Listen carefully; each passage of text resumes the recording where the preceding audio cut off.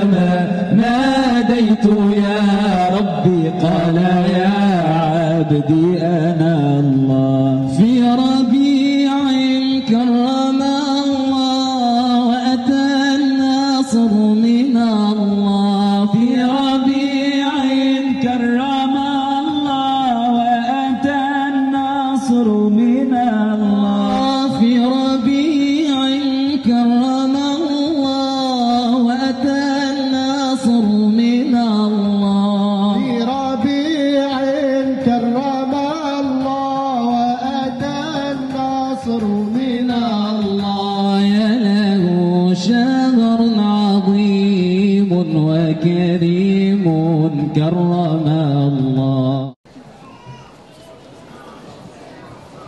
Salam alaikum. En fait, ma question, c'est ça va un peu revenir sur la deuxième séance qu'on a eue tout à l'heure. On a parlé que pour s'élever spirituellement, une des aides sur lesquelles on pouvait s'appuyer, c'était bien s'entourer, notamment s'entourer de personnes qui étaient en cheminement ou qui étaient dans la foi. Mais je sais aussi que vous faites partie de ceux qui disent que les musulmans doivent s'ouvrir aux autres, notamment à ceux qui n'ont pas forcément de foi, qui sont même athées. Donc comment les musulmans ils peuvent gérer ça, c'est-à-dire essayer de protéger leur foi en fréquentant des personnes qui sont en cheminement, même si c'est une autre foi, et aussi fréquenter et s'ouvrir aux personnes qui sont athées, par exemple. Merci. Ça, c'est une bonne question, et la réponse, elle est celle-ci. Être bien entouré, ça ne veut pas dire se fermer. Il faut être bien entouré et rester ouvert.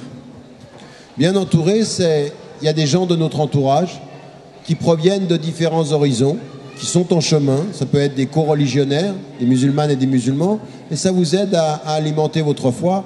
Mais en même temps, il faut rester ouvert. Pourquoi ? Parce que beaucoup des interpellations que vous avez qui viennent de gens qui ne sont pas de votre foi, ils vous aident. Ce sont des miroirs qui sont... Vous savez, moi, je suis né en Suisse. Je viens de l'école laïque. Et j'ai rencontré des gens qui n'étaient pas du tout de ma religion. Moi, à Genève, c'était pas du tout... À l'époque, quand je suis né et quand j'ai vécu là-bas, on n'était pas du tout dans... Mais ça n'avait rien à voir. Nous, on était une minorité, des citoyens musulmans complètement isolés. Moi, j'étais très isolé. Mais j'ai énormément appris de mon contact avec des gens qui n'étaient pas de mon horizon. Et moi, j'ai eu à m'isoler parce que j'avais pas de gens qui étaient de mon entourage. J'étais dans la lecture et dans le sport. C'est ça qui me protégeait. Et en même temps, j'étais en contact avec des gens qui m'ont énormément apporté. J'ai vu des chrétiens qui étaient engagés. J'ai vu des gens qui étaient même sans foi, mais qui avaient des principes. J'ai vu des gens qui se battaient pour des principes et pour des luttes, pour des causes, et ils m'ont énormément apporté. Donc, être bien entouré, ça ne veut pas dire s'enfermer. Le meilleur des entourages est toujours celui qui a des fenêtres où vous pouvez regarder et vous pouvez rester ouvert, où vous devez même sortir. Dans le texte de la philosophie du pluralisme, malheureusement, les musulmanes et les musulmans lisent peu ce texte. Certains parce qu'ils pensent que ce n'est pas assez islamique. Un texte musulman, ça doit parler de l'islam pour les musulmans. Non, et moi, je n'ai pas cette logique-là. J'ai écrit un texte qui a surpris beaucoup de monde, s'appelle L'autre en nous, pour une philosophie du pluralisme. Ce que je dis, c'est que c'est comme les fenêtres qui regardent sur l'océan. La première chose qui est la plus difficile, on regarde toujours l'océan au travers de sa fenêtre. Le premier pas qui est le plus difficile, et c'est Ella Maillard qui disait ça. Ella Maillard, c'est une femme qui a énormément voyagé. Et je prends le voyage comme le fait de s'ouvrir sur le monde. Elle dit, vous savez ce qui est le plus difficile ? C'est pas de voyager. Le plus difficile, c'est les premiers pas qui vous amènent à la gare. C'est-à-dire les premiers pas qui vous font sortir de votre fenêtre. Et donc, elle invite à ça. Et je pense que c'est essentiel. Cette expérience du décentrage, d'aller voir chez d'autres, ça veut dire être entouré par des gens qui vous aident à rester vous-même, qui vous interpellent sur vous-même et s'ouvrir sur les autres. Donc, c'est pas contradictoire. Attention à l'entourage qui vous enferme, attention à l'ouverture qui vous fait perdre le centre de vous-même. C'est deux extrêmes dans lesquels il faut... C'est ça le voyage finalement. Avancer sans s'oublier. Voilà, un équilibre entre les deux, exactement. L'éthique et le halal. Finalement, on a tendance à, quand on dit c'est halal techniquement, dans la technicalité, mais c'est pas éthique. j'ai l'impression que ça excuse finalement des personnes à dire bon finalement c'est halal donc on peut continuer encore comme ça parce qu'on pourrait pas finalement aller plus loin et dire complètement si c'est pas éthique c'est pas halal. En d'autres termes, en quoi la technicalité prévalerait sur l'éthique finalement et de pas mettre dans les deux conditions qui soient nécessaires. Si c'est pas éthique c'est pas halal, si c'est pas dans la règle c'est pas halal. Dire aller plus loin et aller être plus radical de ce point de vue là. Et un deuxième petit point au niveau des objectifs finalement. Donc on a vu qu'au niveau des maqasid, il y avait un consensus depuis Chatibi, El-Ghazali, etc. Jusqu'à quel point finalement maintenant on peut aller à développer des nouveaux objectifs, soit psychologiques, environnementaux, etc. En d'autres, comment on va avoir un nouveau consensus finalement, parce que le but c'est d'avoir un consensus pour pouvoir aller dans l'action et de convaincre les gens. À quel moment on s'arrête ou à quel moment on peut dire bah, ça c'est un bon objectif finalement. Est-ce que l'objectif peut varier je dirais dans son côté éthique, est-ce qu'il peut être éthique pour l'un et pas éthique pour l'autre? Et jusqu'où on s'arrête? Bien, ça c'est des très très bonnes questions. Et on est au centre de cela, au niveau du centre en tant que tel. Alors, moi je vais vous dire une chose. Dans le texte La Réforme radicale, j'ai proposé une nouvelle charte de nouveaux objectifs qui sont beaucoup plus spécifiques que ces 5 ou 6. Et dans le débat avec beaucoup de chouyours, j'ai été en discussion assez approfondie avec Cheikh Ben Baya, Cheikh Raïsouni, qui sont des spécialistes. Et Cheikh Raïsouni vient d'écrire un livre qui s'appelle Maqasid al-Maqasid, c'est-à-dire les objectifs des objectifs. Et donc c'est un texte intéressant et j'ai été surpris parce que dans un autre texte où il parlait de Chatibi, il était d'accord sur l'idée qu'on pouvait peut-être en ajouter. Cheikh al-Qardawi aussi, Cheikh al-Qardari qui est ici, sont des gens qui pensent, lui il en a même rajouté 2 d'un point de vue collectif parce que ses objectifs sont plutôt sur l'individuel. Et je pense qu'il y a un consensus sur les 5 ou les 6. Et je pense que ce sur quoi on doit travailler, c'est... Je m'en suis rendu compte lors du dernier travail, le dernier séminaire qu'on a eu avec les 8 savants, que plutôt que de mettre en cause les 6 en disant il y en a plus, il fallait beaucoup plus travailler sur la spécificité selon les domaines. C'est-à-dire, OK pour les 6 qui regroupent tous, c'est tellement général qu'on est d'accord. Mais maintenant, on va travailler avec des savants dans différents contextes pour travailler sur la spécification. Alors, je vous donne un exemple. On a fait un travail sur la bioéthique et on est en train maintenant de produire une espèce de charte d'un code éthique islamique dans ce domaine-là, sur la bioéthique. Et on veut le faire dans les 10 domaines, en essayant d'être spécifique, mais toujours général. Et on va voir. Pour l'instant, il semblerait qu'en bioéthique, on puisse être d'accord. On va le faire sur l'art, on va le faire sur la politique. La première étape de notre travail comme centre, c'est de développer sous les 6 des objectifs spécifiques pour chaque domaine, transversalement. Après, on va voir si c'est possible ou pas. Je pense qu'il y aura des tensions, je pense qu'on ne sera pas d'accord, mais on peut être d'accord sur des fondamentaux et qui permettent de dire 2 choses. Les 6 principes éthiques les plus élevés, ce qu'on appelle les objectifs universels. On peut trouver des objectifs spécifiques dans certains domaines et là, on peut développer ceci. Ce qui est un peu ce que je disais dans le livre, en le proposant comme une méthode générale. Mais j'ai pu me rendre compte que même chez les maqasidiyin, c'est-à-dire ceux de l'école des objectifs, ils sont pas toujours, ils sont très très craintifs, ils disent ne touchons pas aux 6. Même si moi je pense qu'il faut qu'on ajoute, mais je suis assez d'accord au fond qu'il faut qu'on ajoute selon les domaines. Pourquoi vouloir rajouter? Ceux-ci sont les 6 pour tous, et dans les domaines, maintenant, il faut aller spécifiquement. Deuxième des questions, si je reviens à la première question que tu avais, j'ai été très critiqué dans la réforme radicale parce que je dis, effectivement, quelle est la viande la plus halal? La viande qui a été égorgée selon les principes islamiques seulement, ou une viande qui provient d'élevage où ça a été un élevage bio, on respecte l'animal, on respecte sa survie et on va jusqu'au bout et au bout du compte, parfois il est tué selon les règles strictes et parfois pas. Qu'est-ce qui est le plus halal du point de vue éthique? Et là, je me suis fait recevoir par un certain nombre de savants et par un certain nombre de personnes qui disent « tu ne peux pas dire ça ». Chez les savants, on ne peut pas admettre qu'une viande soit halal si elle ne respecte pas les règles de l'abattage.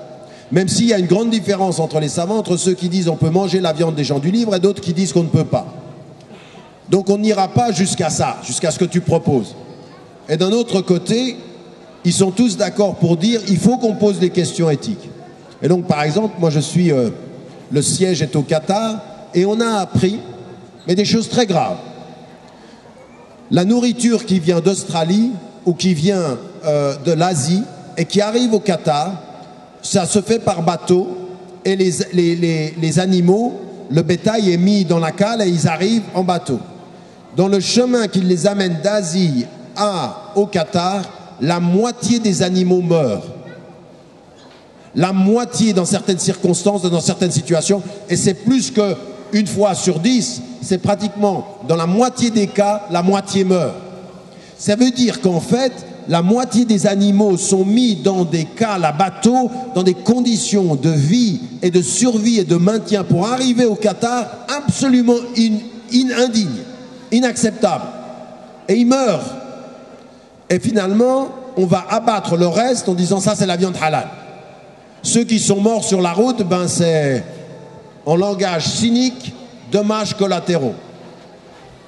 C'est pas acceptable. Éthiquement, on ne peut pas faire ça. On ne peut pas mettre des animaux dans des conditions absolument inhumaines et indignes dans un bateau en sachant qu'ils vont mourir, et quand ils arrivent, eh ben, ils vont faire partie de l'abattage rituel. Donc on doit se poser la question éthique en amont. Et moi, ce que j'aimerais, c'est que les spécialistes, parce que les savants, eux, ils viennent avec juste la formule, la fatwa, eh bien, il faut les interpeller là-dessus. Maintenant, on va établir une charte éthique sur le traitement des animaux quand ils concernent la nourriture et la consommation de la viande. C'est pour ça qu'on la traite, on parle aussi de nourriture, pas simplement de viande. Notre fil, le chantier, c'est la nourriture.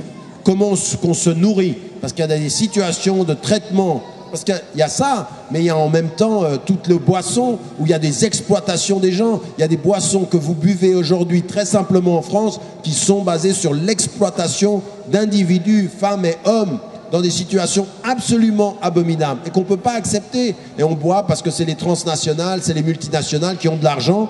Donc il faut qu'on vienne avec une charte. Mais on arrivait aujourd'hui à dire l'esprit et l'éthique de la production est plus importante que la règle, on n'y arrivera pas et les savants ne sont pas d'accord. Comment est-ce qu'on les met d'accord? C'est le but et c'est là où il faut qu'on ouvre un chantier.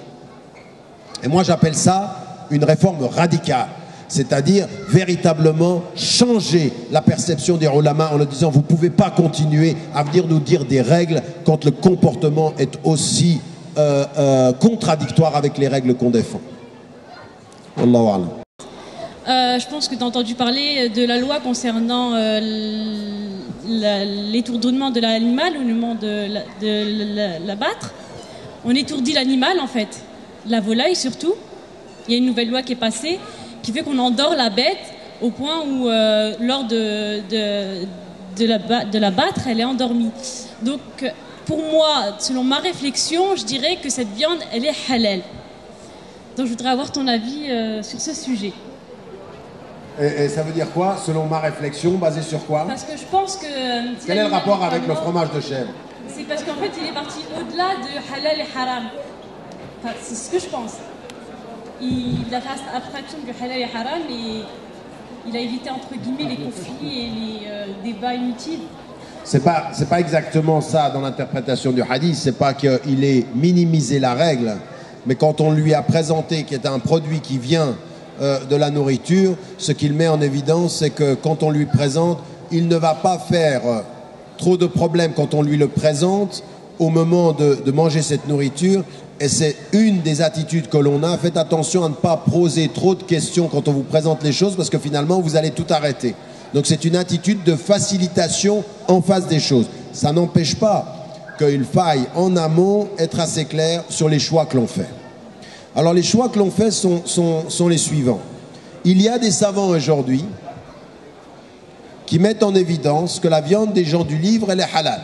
Donc vous pouvez manger la viande, et aux États-Unis, il y en a beaucoup qui prennent cette décision-là, et elle existe. Et il y en a qui sont aujourd'hui liés à ce qu'on détermine comme la viande halal, très stricte, et qui serait l'abattage rituel musulman. Et ce qui est l'opinion majoritaire des savants, c'est que l'étourdissement n'est pas islamique. Pourquoi? Parce que, en termes de pourcentage, le pourcentage de la volaille, pas des bovins ou le pourcentage des animaux de petite corpulence, eh bien, de mort, est supérieur à la norme qu'on peut accepter, et donc on l'évite, et donc on n'est pas pour. Donc il y a des savants.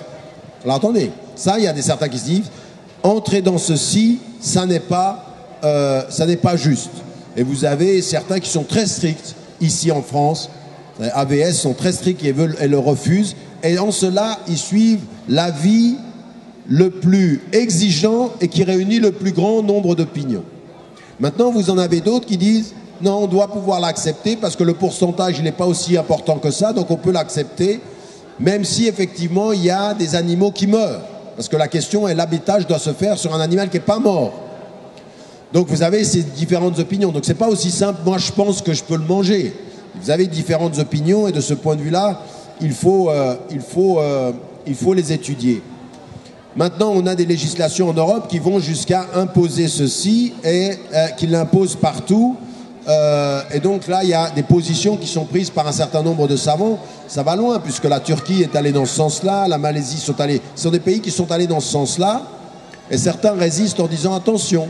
Pourquoi est-ce qu'ils vont dans ce sens-là? Parce qu'il y a aussi des questions de business, il y a question d'argent, c'est des sommes extraordinaires. Donc, il ne faut pas rentrer simplement dans ce débat par la petite porte de savoir est-ce que c'est strictement halal ou pas. Il faut voir pourquoi certains aussi l'acceptent, et là, il faut prendre une position.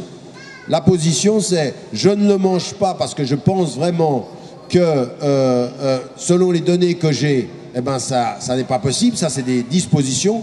Vous pouvez maintenant prendre la position la plus exigeante qui met tout le monde d'accord, ou après prendre une position qui est celle que vous trouverez des savants qui acceptent ta position en disant c'est vrai. Et vous en avez d'autres parmi les salafs qui sont très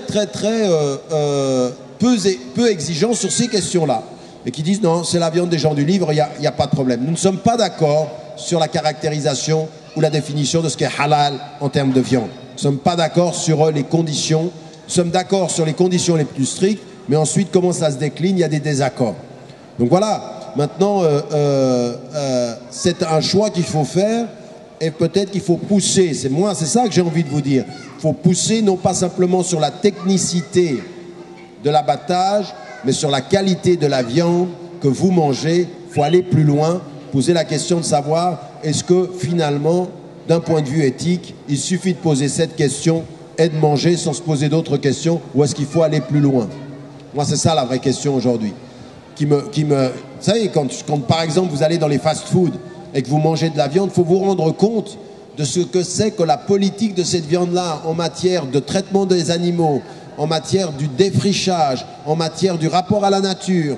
Tout ça c'est une philosophie de on défriche pour pouvoir mettre les animaux, on prend leur viande, on les maltraite et ça donne aussi du fast-food. Il faut peut-être se poser la question de savoir cette nourriture-là, en termes de qualité éthique, elle est problématique. Wallahu a'lam. Dernière question. Salam alaikum. L'islamophobie prend beaucoup d'ampleur en France. Comment pouvons-nous agir contre ce phénomène et comment chacun d'entre nous peut lutter contre ça? Je sais que vous avez abordé ce point lors de votre conférence hier, mais est-ce que vous pouvez nous en dire plus? Ce qui n'est pas tout à fait lié au sujet, où on peut dire l'éthique de la lutte contre l'islamophobie. Allah, comme ça on le ramène. Bon, moi j'ai beaucoup parlé de ça. J'ai beaucoup parlé de ce phénomène-là. J'ai écrit, hier matin j'étais dans un autre colloque ici, on m'a posé la question justement de parler de ceci et des causes. Et là il faut qu'on soit... D'abord, je vais vous donner une réponse la plus complète possible dans le peu de temps qui m'est imparti, puis après on arrêtera, Inch'Allah, d'accord? On arrête après? Si, la dédicace, mais on arrête les questions parce que j'ai plus de voix. D'accord. Ok, donc on fera une dernière question, puis après on s'arrête, mais je vais juste répondre à ça. Premier des éléments, toute la question de savoir est-ce qu'on utilise le terme ou pas. Certains ont dit qu'il ne faut pas utiliser le terme d'islamophobie, il faut utiliser le racisme anti-musulman. Moi, je n'ai aucun problème à utiliser le terme qui, contrairement à ce que disent certains des intellectuels ici en France, de Bernard-Henri Lévy à Caroline Fourest ou d'autres en disant c'est les Iraniens qui ont inventé le terme, ou comment est-ce qu'il s'appelle enfin bref, c'est faux. C'est faux. Le terme vient d'un engagement au niveau des institutions européennes comme au niveau des institutions britanniques qui ont développé une recherche sur l'islamophobie déjà dans les années 94.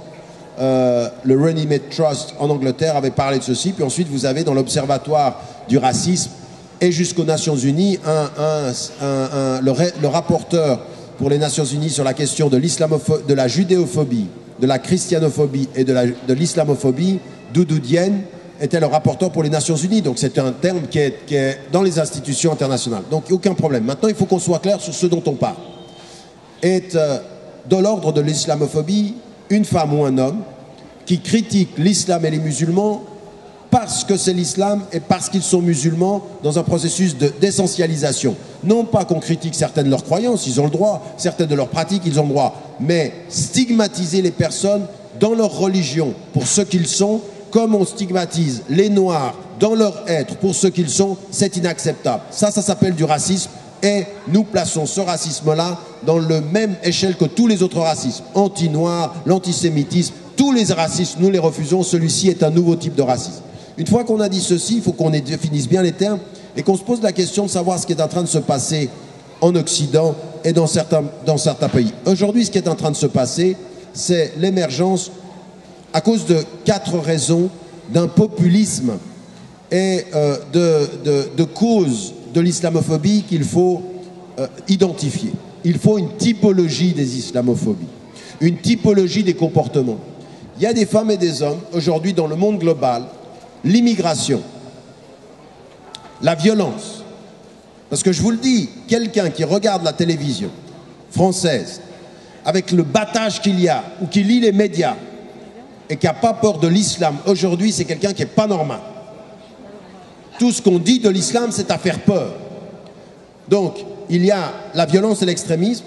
Il y a, de ce point de vue, quelque chose aussi qui est la nouvelle visibilité.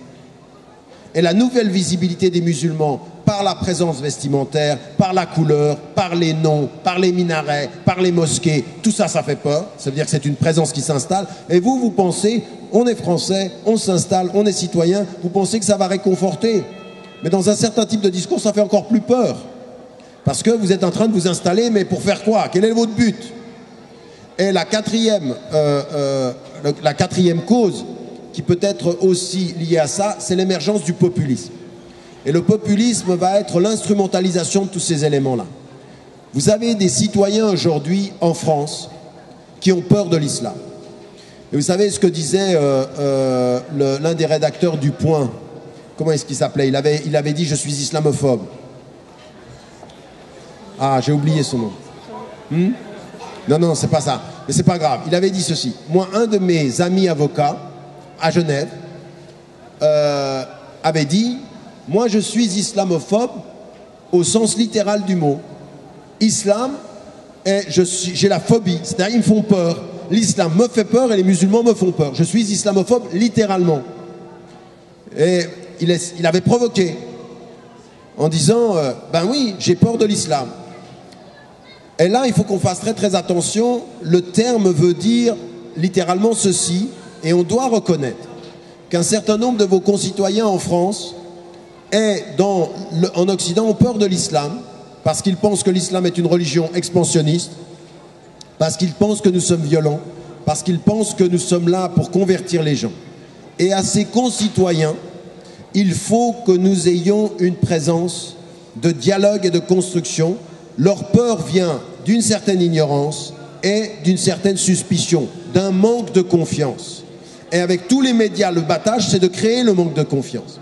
Donc là, il ne faut pas commencer à leur parler à eux en allant vers eux, en leur disant « Vous savez quoi? Vous êtes un raciste. » Non, il a peur. Bien sûr que la peur peut produire du racisme. Mais avant de dire de quelqu'un qu'il est raciste, il faut analyser les peurs qu'il peut ou qu'elle peut avoir. Et donc ça, il faut le traiter à un certain niveau. Il y a un discours par rapport aux citoyens ordinaires qu'on doit développer qui est beaucoup plus un discours de visibilité constructive et de communication pour faire mieux connaître. Là, vous êtes tous des médias. Chacun d'entre vous, là où il vit, est un média, c'est-à-dire il est un transmetteur de connaissances. Maintenant, il y a une islamophobie qui est l'instrumentalisation de cette peur. Et ça, c'est ce que font les populistes. Les caractéristiques du populisme, c'est 4 choses. 1, ils ont une binarité. Il y a eux et il y a nous. C'est le discours ancien du Front National qui maintenant s'est répandu partout dans les partis ordinaires. Il y a nous les Français et eux. C'est vrai qu'ils sont français, mais comme ils sont français musulmans, l'islam, c'est moins français. Donc ils sont français, mais pas tout à fait. Et on leur demande, est-ce que tu es musulman ou tu es français? Ça, c'est un travail sur des citoyens étrangers. Ils sont citoyens, mais pour qu'ils deviennent vraiment citoyens, il faudrait qu'ils perdent cette étrangeté. Il faut qu'ils fassent oublier leur islamité. Dans le sport, dans la culture, ça va. Mais dans la vie ordinaire, il ne faut plus qu'on le voie. Deuxième des choses, donc c'est eux et nous. Deuxième des choses, c'est le caractère simpliste de leurs réponses. À des questions complexes, ils apportent des réponses simplistes. C'est-à-dire, en fait, tous ces problèmes, on les a à cause d'eux. Donc, dans la campagne électorale, sur les questions de la sécurité, je veux dire, on a des problèmes économiques, mais incroyables, et on nous dit, qu'en est-il de la viande halal dans les cantines? Ah, ça, c'est une vraie question. La France va être sauvée par le halal dans les cantines. Alors que, qu'en est-il dans les écoles Mais écoutez, la France, son problème, c'est la justice scolaire. C'est des écoles dans les cités. C'est un travail d'encadrement social. C'est ça le problème. Et là, eux, qu'est-ce qu'ils font? Ils islamisent tous les problèmes sociaux. Vous voyez, quand finalement, c'est le problème d'identifier un autre. Cet islam est le problème. Et le problème, c'est que beaucoup de musulmans tombent dans le piège. Ils tombent dans le piège d'islamiser les problèmes sociaux. Non, c'est pas un problème d'islam, la violence dans les banlieues. C'est pas un problème d'islam, l'échec scolaire. C'est un problème de politique scolaire. C'est un problème de politique sociale. Donc c'est là qu'il faut qu'on soit clair. Donc eux, ils instrumentalisent l'autre. Troisième des caractéristiques du populisme, c'est nous sommes des victimes. Donc attention, vous marchez dans la rue, ils prient dans la rue, ils nous envahissent. Nous sommes les victimes potentielles de leur colonisation lente. Parce que c'est bien connu, l'islam, en tant que tel, est expansionniste. Et vous, quand vous arrivez, vous dites, mais non, on va s'installer, on va créer des mosquées, dit, ouais, on a bien vu. C'est exactement ce qui se passe avec moi. Moi, je suis juste l'arbre qui cache votre forêt à vous. Quand ils me voient parler français, quand ils entendent tout ce que je dis, et ils se disent, mais ce type-là, il est dangereux. Il est même plus dangereux que celui qui va venir et qui va crier que vous êtes tous des koffars. Lui, il n'est pas dangereux. Vas-y, il crie koffar. Mais oui, vas-y, énerve-toi. Ton énervement n'est pas dangereux. Mais quand tu viens et tu dis, je suis un citoyen, je vis dans cette société, je respecte la loi, je veux la laïcité, comme le dit le droit, pas une laïcité à géométrie variable, alors là, on devient dangereux. Et là, on nous dit, attention, hier, il ne parlait pas français, maintenant, il parle français. Hier, ils ne connaissaient pas la loi, maintenant, ils parlent de la loi. Hier, ils étaient dans la marge, maintenant, ils sont dans le centre. Ceux-là sont dangereux. Et là, ils développent une politique, un discours victimaire. Ils se victimisent. La République est en danger. Donc, comme la République est en danger, on va ajouter des lois. On va ajouter des lois pour se protéger d'eux. D'eux, c'est qui? Ces musulmans qui nous colonisent. Hier, la loi disait, c'est les agents de l'État qui ne doivent pas montrer un élément religieux. Maintenant, il faut qu'on le mette dans le privé. Et maintenant, il y en a certains qui parlent même de l'université. Vous voyez comment on ajoute et on ajoute de plus en plus restrictif. Quatrième caractéristique du populisme, c'est ce que j'appelle la politique émotionnelle. On joue sur la peur et on entretient la peur. 1, binaire, eux et nous. 2, réponse simpliste à des questions complexes. 3, nous sommes des victimes. 4, les motifs. On enregistre et on entretient la peur. Cela, c'est de l'islamophobie, qui est de l'islamophobie qui est pensée. Ce n'est pas du tout des ignorants. Beaucoup d'entre ceux qui sont dans cette dimension-là, ils connaissent l'islam et ils vous connaissent mieux que ce que vous pensez. Ce n'est pas du tout l'islamophobie qu'on peut voir de ceux qui ont peur dans notre quotidien et à qui il faut parler, avec lesquels il faut être. C'est C'est l'entretien d'une visée contre les musulmans avec un objectif politique clair. Et à eux, vis-à-vis d'eux, il faut que nous, on ait une politique claire. Et cette politique claire, elle n'est pas de leur répondre. Ne passez pas votre temps à répondre aux islamophobes parce que toutes leurs attaques, c'est ce que j'appelle des distractions stratégiques. Vous avez un projet et chaque fois, ils vous ramènent une controverse. Vous passez votre temps à leur répondre. Il faut avoir une visée. La visée, c'est quoi? Développer une présence constructive, contribuer au bien-être de la société, montrer qu'on est des agents fiers de ce que nous sommes, contribuant là où nous sommes. Voilà la bonne réponse. Et puis ne pas se laisser faire. Tu veux aujourd'hui me discriminer, la loi sera là et je vais me battre. Je vais pas, comme la jeune fille l'a fait, je lâche pas prise. Et jusqu'en cour de cassation, la cour de cassation dit c'est elle qui a raison, c'est les tribunaux qui avaient tort. D'accord? Et là, quand je discutais avec Jeannette Bougrab dans le Figaro Magazine, elle est en train de me dire non, la cour de cassation elle a tort. Elle mais je lui dis mais attends, la cour de cassation, c'est le droit, c'est vous. Et le ministre de l'Intérieur qui sort de son rôle et qui dit ils sont allés trop loin. Non, c'est vous qui allez trop loin. C'est vous qui avez une lecture stigmatisante de la laïcité. La laïcité ne dit pas ce que vous en faites. Donc nous, il faut qu'on soit très très clair là-dessus. Et on a plein de Françaises et de Français qui sont dans cette démarche et qui ont bien compris que c'est de la démarche politicienne, que c'est pour gagner des voix, que c'est pour répondre au Front National. Là, il faut que nous, on garde notre ligne et qu'on soit très très clair là-dessus. Et qu'on développe, alors là, pour le coup, des ouvertures avec des gens qui ont compris ceci. On parlait de Émile Poula, de Jean Bobbereau. Ça, c'est des spécialistes de la laïcité. Mais il y a des milliers, des dizaines de milliers de femmes et d'hommes dans votre quotidien qui comprennent très bien ça. C'est à eux dont il faut, c'est avec eux qu'il faut construire l'avenir. Ne vous mettez pas dans la marche comme musulman en faisant de ça une question uniquement musulmane. Raphaël Logis, il est venu ce matin et il disait à la conscience française que vous portez aujourd'hui, votre résistance à cette islamophobie, c'est un bien pour tous les Français, pas uniquement pour vous. Et c'est comme ça qu'il faut le concevoir. Tout racisme qui s'installe dans une société, tout racisme structurel qui s'installe, est un racisme qui mine la société dans ses fondements et sa démocratie. Pas uniquement nous, mais la société elle-même. Donc il faut garder ça, ne lâcher aucun droit, être présent. Je veux dire, moi j'ai été... Je veux dire, pour du n'importe quoi, parce que certains, là, aujourd'hui, c'est marrant. Quand je viens en France, on me dit, Tariq, tu sais quoi, tu es en train de perdre ta popularité auprès des jeunes parce que tu es au Qatar.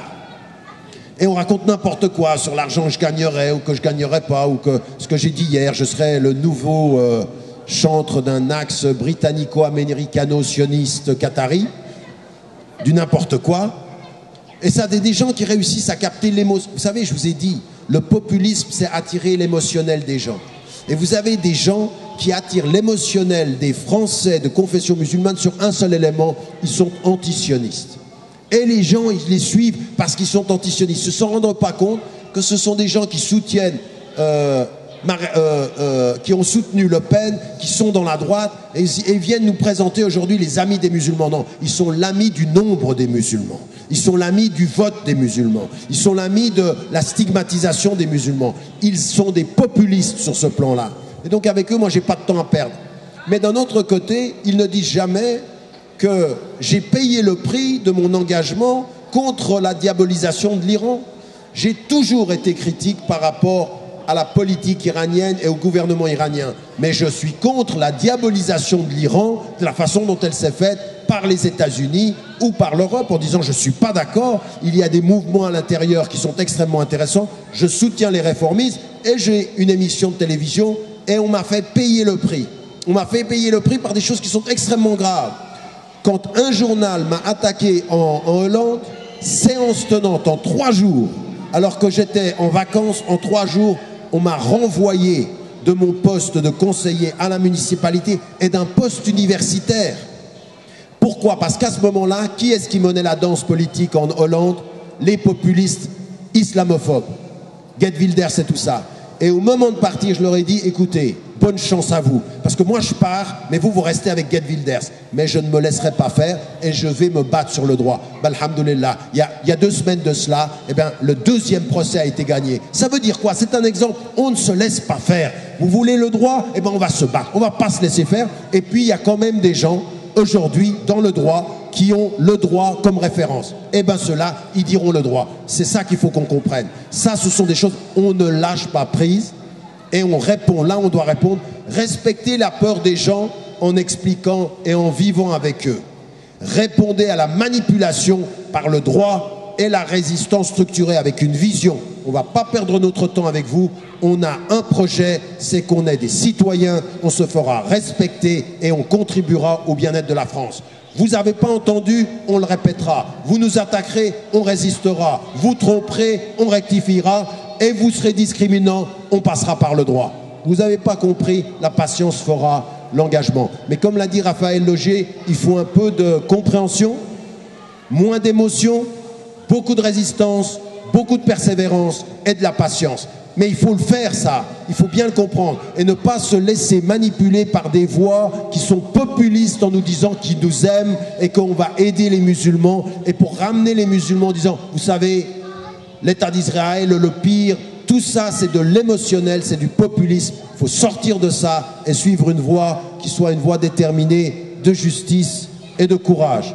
Donc moi, ce à quoi je vous invite, c'est une compréhension profonde et beaucoup de courage. Il faut du courage. Pas de violence, mais du courage dans la détermination, Inch'Allah.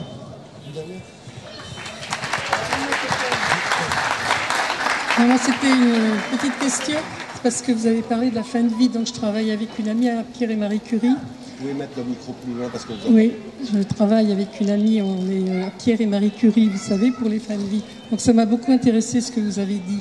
Ce que j'aimerais savoir surtout, c'est quand est-ce qu'on peut mettre en œuvre toutes vos idées et puis tout le travail que vous faites aussi. Comment est-ce que je peux expliquer aux gens tout ce que vous faites et puis le mettre surtout en application. En application, parce qu'on a quand même beaucoup de médecins qui sont musulmans, hein, l'assistance publique maintenant. Au niveau du cancer, on a l'assisté Pied-Salpêtrière, Saint-Antoine et Tenon qui sont ensemble. Hein. Donc, alors écoutez, simplement, hein. À titre d'information. Oui, c'est une information. Non, mais ça c'est très important. Oui. On s'est rendu compte d'un problème.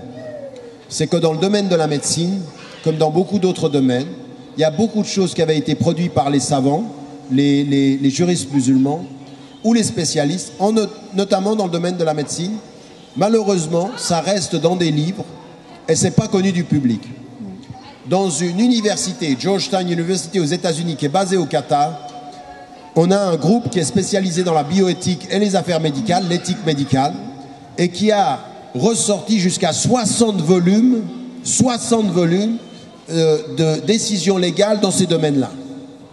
Et on a énormément de choses. Moi, quand j'avais écrit le livre « La réforme radicale », j'avais fait référence à les 9 volumes que j'avais, sur lesquels j'avais travaillé en matière de relations. Et donc nous, ce qu'on a décidé au niveau du centre, c'est de faire 3 choses. 1, de réunir des savants et de travailler sur des questions pointues pour développer une méthodologie. 2, de développer avec des étudiants un réseau international de chercheurs dans les 10 domaines sur lesquels nous travaillons. Et là maintenant, j'ai des accords, ce qu'on appelle des mémorandums d'accords, des accords sur du travail avec l'Asie. Et dans l'Asie, tous les savants qui viennent de l'Asie du Sud-Est et les organisations. Avec l'Afrique, on a au mois d'août, par exemple, le 23, 24 et 25, on a le colloque international des musulmans de l'Afrique francophone et on va y intégrer toute cette dimension de l'éthique. On a maintenant développé en Amérique du Sud et on a développé au Moyen-Orient. Donc maintenant, c'est vraiment quelque chose qui est un mapping mondial où ce que l'on veut, c'est développer de la recherche par des étudiants qui travaillent dans les 10 domaines. Ce qui va nous aider pour cela, c'est un site. Et le site, il s'appelle Kyle Center. En français, il est là. Vous l'avez là. Vous allez sur le site et là, vous allez vous voir le mapping des 10 domaines et sur ce qu'on va produire. Et qu'est-ce qu'on va faire? On va travailler avec des étudiants, travailler avec des spécialistes et le site va nous permettre maintenant de toucher les populations et les citoyens ordinaires par des forums de discussion, par des textes à publier en 3 langues, anglais, français et arabe. Et donc de ce point de vue, ça demande à chacun d'entre là d'être en contact. Et on essaie de faire toutes nos conférences internationales présentes pour tous en 3 langues et en direct par l'ordinateur, par Internet. Donc on essaie de faire ce travail-là. Donc les spécialistes, les étudiants et les chercheurs et le public, et on essaie de faire ça. Par exemple sur les questions de l'euthanasie, sur les questions des soins palliatifs, sur les questions du don d'organes, on a énormément développé de choses. Et là, on essaie de faire en sorte que ce soit accessible. Oui, parce qu'on a travaillé beaucoup là-dessus. Moi, j'ai travaillé sur le don d'organes et sur le... Voilà, mais malheureusement, moi, je fais des conférences et je m'aperçois que même... Là, par exemple, je suis allé au Maroc et j'ai fait une conférence pour l'association des médecins. Il y avait 400 médecins, on s'est vu à Marrakech, sur la question, par exemple, du traitement du cancer et comment on fait sur le traitement du cancer. Je suis allé à Fès et j'ai fait une conférence pour les médecins sur la question du don d'organes.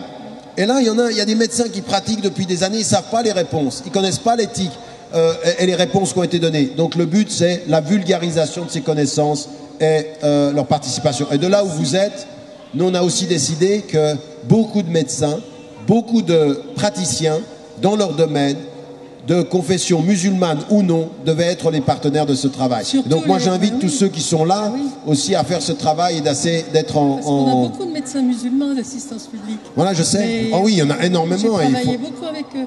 Et malheureusement, ils ne donnent pas la parole. C'est pas eux à qui on a demandé ce qu'il fallait faire. D'abord, on ne leur donne pas la parole. Eux, des fois, ne sont pas formés. Et on a des instituts ou des institutions qui sont menées. Voilà, au moment de repasser la parole aux frères et aux organisateurs, j'aimerais dire 3 choses. La première, c'est de remercier infiniment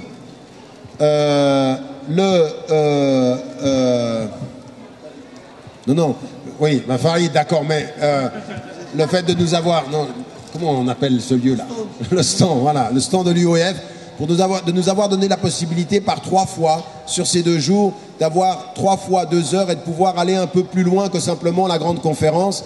C'est quelque chose que le frère Khalid était venu me demander entre les 2 rencontres et je pense que c'est vraiment très très utile. Même pour moi, je vais vous avouer franchement que pour moi, ça est plus intéressant que la grande conférence publique. C'est pas que je choisis l'un vis-à-vis de l'autre, mais pour moi, c'est quand même beaucoup plus intéressant d'avoir ce type d'échange un peu plus prolongé. Ça, c'est un. La deuxième des choses, c'est d'abord de vous remercier d'avoir été si nombreux et d'avoir été si patients, parce que y a des gens qui sont venus 3 fois, il y en a qui sont venus 1 fois, mais ça s'est toujours passé dans la discipline et l'échange, et pour ça, j'aimerais vous remercier. Troisième des choses, faites en sorte que tout ce qu'on a échangé, ce soit des portes pour approfondir davantage. Dans le domaine du centre, c'est une chose. Dans le domaine des livres, c'est une chose, parce que le but quand même de ce temps, c'est de vous pousser à lire, d'approfondir vos connaissances, et donc poursuivez ce travail-là. Quant à ce qui concerne le lien avec le centre, passez par le site, passez par mon site, vous allez directement être en contact, ça pourrait être une autre chose. Mais ce que j'aimerais, c'est qu'on comprenne bien que tout ce qu'on a essayé de dire, c'est que quand on sort d'ici et de ce congrès, eh bien ça puisse être un comportement, une façon, une philosophie de vie basée sur nos principes et en communication et en interaction avec l'univers autour de nous. C'est de ça dont j'aimerais également que vous tiriez profit, Inch'Allah, que Dieu nous aide et qu'il vous protège et vous aime. Wallahu a'lam wa a'la wa ahkam. Et n'oubliez pas, autant que vous pouvez, votre frère dans vos invocations. Salam alaikum.